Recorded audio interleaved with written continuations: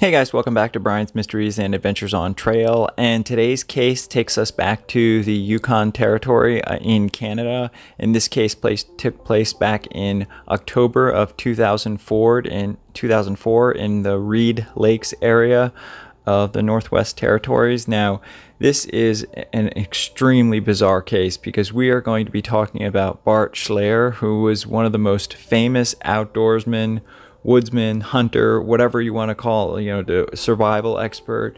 He was just absolutely an amazing man. Now, he was born in 1955, and he, from a young age, according to his sister, he just absolutely loved animals. And he didn't just love them, he wanted to know everything about them. So he ended up going to the University of Montana in Bozeman, and he studied wildlife biology, and according to his professors there, he was a standout. I mean, amongst, I think it said like 42 to 45,000 students, and his professors specifically remembered him because of his love and how much dedication, how much work he put in to learning all the different biologies of the different animals. And he studied there, and he eventually went on to get his master's degree in wildlife biology at the University of Montana. And what he did was, his thesis, he would spend an amazing amount of time out in the mountains while working on his thesis to try and prepare for it and to get,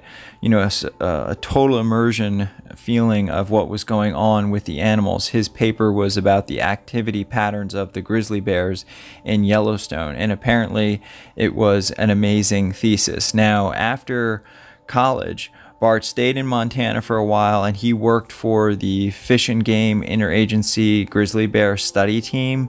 And according to the research, he was a vital contributor of that team. And he really came up with a lot of things that we now do today and know about grizzly bears, their habitat, their birth and mortality rates, and just a lot of information.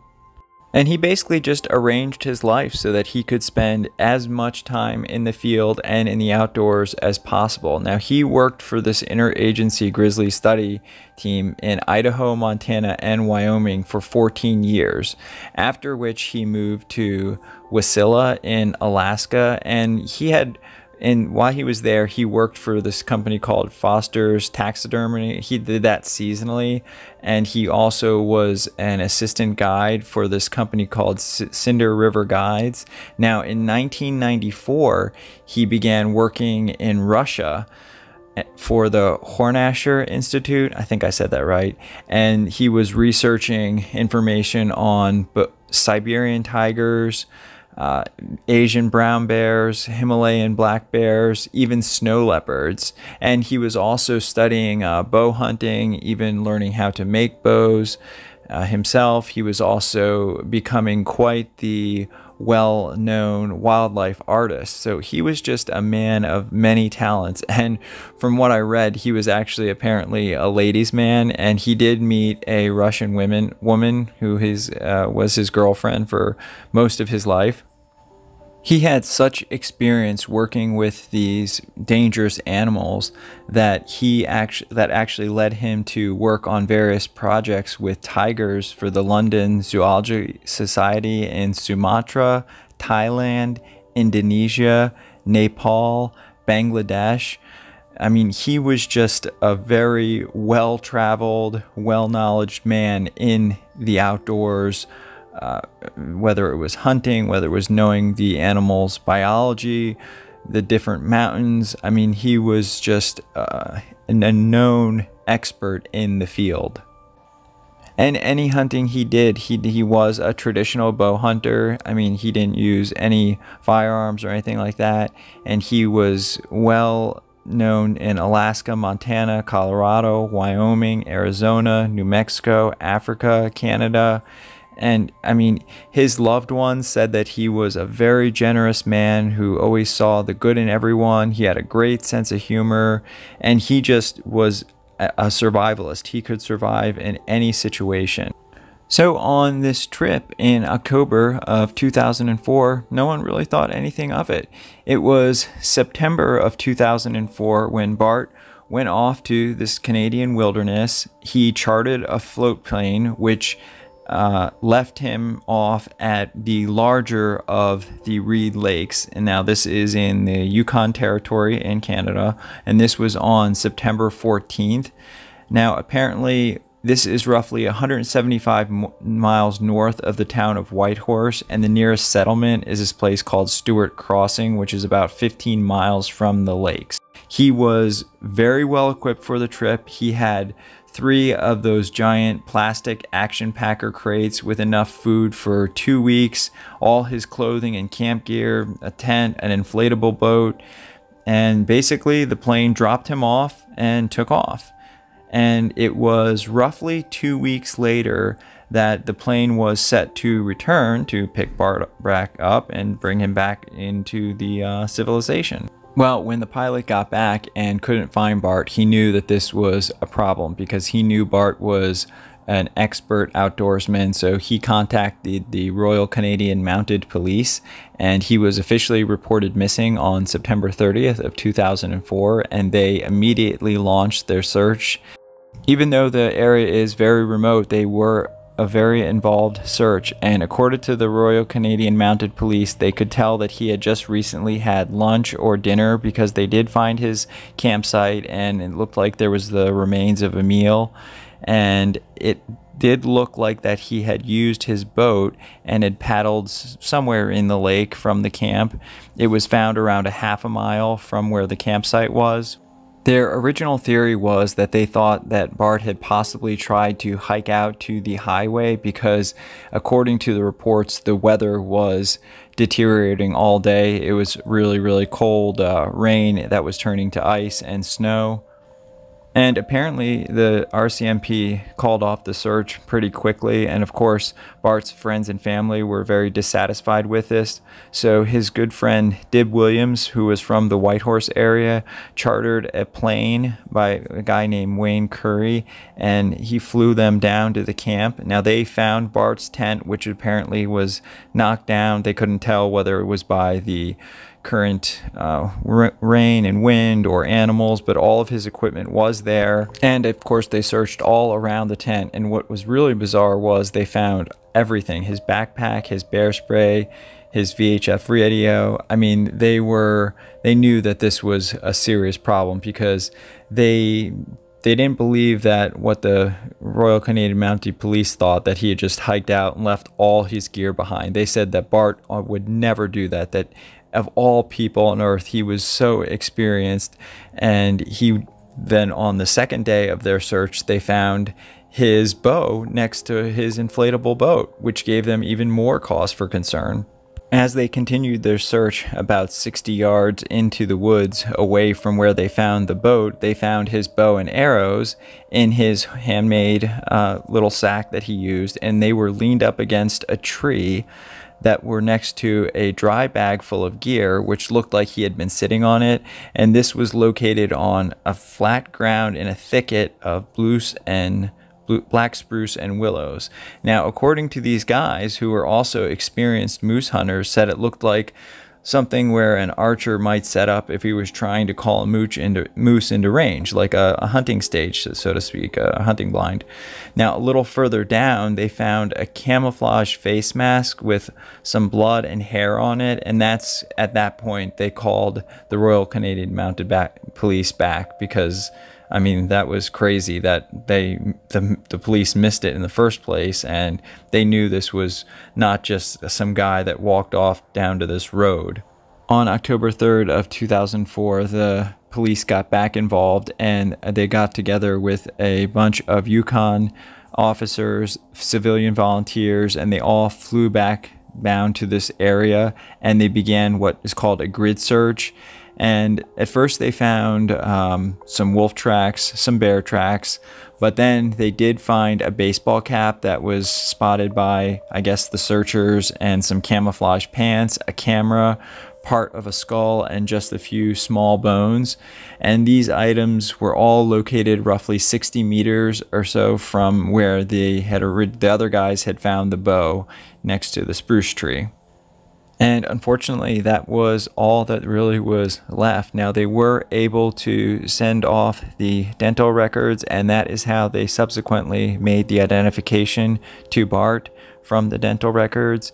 And apparently, from the research, there was a lot of grizzly bear scat in the area. So that, of course, the police said that, oh, it must have just been, he must have been unexpectedly attacked by a grizzly bear. But, you know, most of his friends and most people still to this day don't believe that that is what happened, because amongst some of the bear scat samples, there were some bone fragments, but there was no fabric that would be normally there from clothing and things like that. But again, who knows? People are skeptical of this because he was such a fit and well-trained outdoorsman. There was no sign of a struggle, or the ground hadn't been all riled up that usually happens during an animal attack. And of course, his remains were sent off to a pathologist in Vancouver who studied them with other experts, and they found no remains of any teeth marks on the skull, no indications of scratches or anything like that. And they said that when bears attack people, they almost always go for the head. There's always usually wounds that they can distinguish on the head.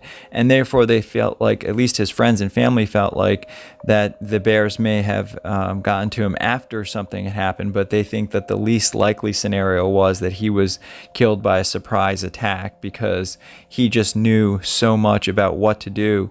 They said that even if he had been playing dead, he knew that with a grizzly bear, if the bear continued to attack him, he knew that he would have had to fight for his life, and there was just no evidence of that. And they also said that, you know, a bear doesn't kill someone and then remove their pants. So how did that happen? Of course, the other people say that even for someone that's experienced as him, predatory bear attacks do happen, and that's true, that can happen. However, the plastic container where all his food was, that hadn't been touched at all. And bears have an extraordinary sense of smell. They can smell a cooler and a closed locked garage inside a trunk for over 2 miles.